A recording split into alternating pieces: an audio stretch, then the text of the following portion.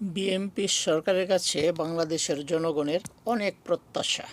তবে আমি একজন প্রবাসী হিসেবে আমার একটা দাবি, সকল প্রবাসীর পক্ষ থেকে আমার একটাই দাবি, এই যে প্রতিদিন হাজার হাজার প্রবাসীরা এয়ারপোর্ট দিয়ে যাতায়াত করে, তারা যেন সুন্দরভাবে যাতায়াত করতে পারে এবং প্রবাসীদের মালামাল যাতে এয়ারপোর্ট থেকে চুরি না হয়, এই বিষয়টা যেন বাংলাদেশ সরকার কঠোরভাবে নিয়ন্ত্রণ করে।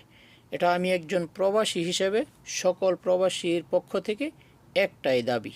আমাদের চাওয়া পাওয়ার আর কিচ্ছু নেই, আমাদের দাবি একটাই, প্রবাসীরা যেন সুন্দরভাবে এয়ারপোর্ট দিয়ে যাতায়াত করতে পারে এবং প্রবাসীদের কোনো মালামাল যেন এয়ারপোর্ট থেকে চুরি না হয়।